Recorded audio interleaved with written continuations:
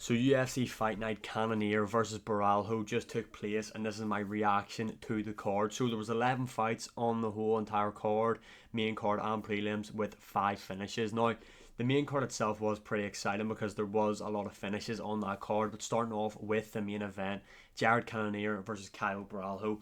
What a great fight this was. Very competitive. Now, I got my prediction wrong for this. I thought Jared Cannonier would have beat him by decision. It was a close fight though, so it wasn't that bad of a prediction.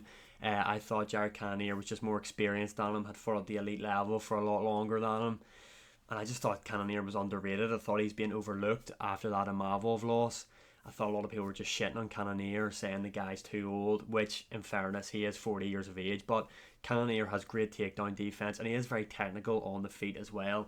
And just going off Caio Borralho's recent performances, like, he finished Paul Craig, like majority of people do you know what I mean? So it's kind of hard to take that win, like comparing him to fighting Jared Cannonier, if that makes sense. And then he had Abbas Magomedov before that, and he went all 3 rounds with him, which I just didn't think was a good look looking back on it, because yes, Abbas had a lot of hype when he came into the UFC, but the guy has like 15 seconds of cardio, so it just didn't look good. But anyway, any issues I had with Borralho was answered last night. This guy is tough. This guy is very durable. He's a great striker as well. Didn't really get to see him use his grappling, which I thought would have been a big factor in this fight, but he didn't really do that. Starting off in round one, perfect round for Borralho, just using that jab in the southpaw stance. Jared Cannonier really struggled with that for the entire fight. The jab was the main thing in this fight right here. Borralho didn't really throw many combinations. It was mainly jabs and working his kicks. In this first round, he landed 2 great calf kicks as well. One that knocked Jared Cannonier nearly off balance, and one that completely took him off his feet from the orthodox stance. That's what he was doing well. Obviously, there was that eye poke in there as well in the first round. Borralho, yeah, I mean, both guys were doing it though. Were coming in with their fingers pointed out. That is going to be an issue. It's an issue in every UFC fight, majority of the time, let's be honest. A lot of times this happens. Round one was definitely Caio Borralho's round. Jared Cannonier just was not active in there in that round. In the second round, though, Cannonier came out guns blazing. Cannonier had a lot of success in the southpaw stance when he would match Borralho in there. This was his round, definitely. He was on the front foot, landing big shots in there. At times, you thought Borralho was maybe hurt. Whoever done the canvas this week for the UFC, they need to be fired, because in the main event in particular, they kept slipping. A lot of people, like Bisbee and the guys in commentary, were saying, is Borralho hurt? But he's like wiping his feet because he's slipping. Same with Cannonier. At one point he slipped and fell over in the fight. But round 2 nonetheless was a Jared Cannonier round. Now round 3 was where it got a bit interesting. You were able to see Caio Borralho start using his knees in there. Again though, very close competitive rounds. The jabs were working really well for Borralho. When he started introducing those knees, it started working really well for him. Jared Cannonier was landing big shots though. You could see that Borralho was feeling the effects. You could see the marks on his face. Borralho was getting cut up in there. Then you go into round 4. Again, another very competitive round. At that point, in my opinion, I thought it was 2-2 going into the 5th. Borralho's corner were very honest with him. Same with Jared Cannonier's corner. No one was bullshitting each fighter in there. They were being honest, which is good to see. They said that it was what am I saying? I've just went blank. Yeah, they said it was 2-2, sorry, going into that round. Now, previously, I think it was at the end of round 3, Jared Cannonier did get hurt by Borralho. When Borralho would throw that 1-2, he did hurt Jared Cannonier, but he just didn't throw it enough. It was mainly just jabs and kicks he was throwing, but Cannonier made a great recovery, in the 4th round, I believe. Then we headed into the 5th round.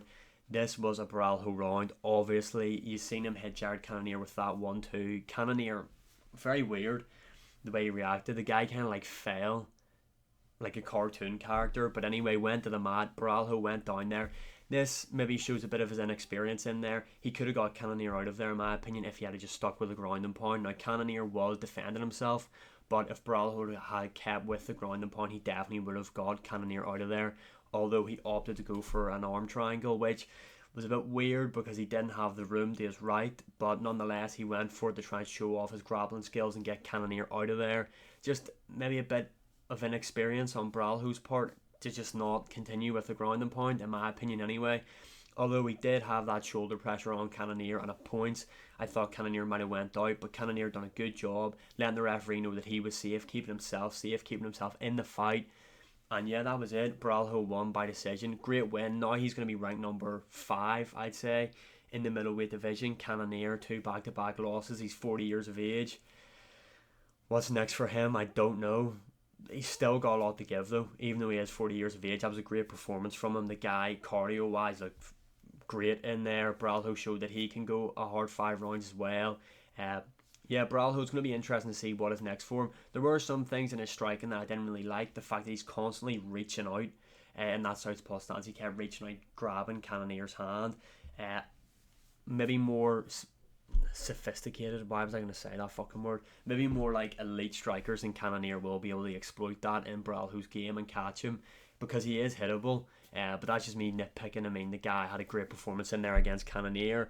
Overall, Michael Morales, beat Neil Magny in the first round by TKO. Great win for him. That will be him now ranked inside the top 15 of the welterweight division. Then you've got Gerald Meerschaert, who got the submission win over Edmund Shabazian. He was a big underdog in this fight. Got the sub in the second round. Edmund Shabazian, what happened to that guy? Like, I remember a point in time everyone was saying he was the next big thing. Crazy fall off. But nonetheless, this was a good fight night card. What's next for Borralho, I'm not too sure. Maybe the loser of Brendan Allen and Mavov could be a possible fight. I know Adesanya had been talked about. He's not a big enough name to fight Adesanya, in my opinion. And the loser of Robert Whittaker, Khamzat Chimaev, might end up getting the Adesanya fight. So maybe the loser of Allen versus Mavov is what's going to be next for Borralho. But he's a serious talent. That fighting urge gym is really taken over. So it'll be interesting to see what's next for him. What's next for Jared Cannonier. Let me know your opinions on UFC Fight Night Cannonier Borralho in the comments below. And as always, like, share, subscribe, comment, all that good stuff. See you in the next one.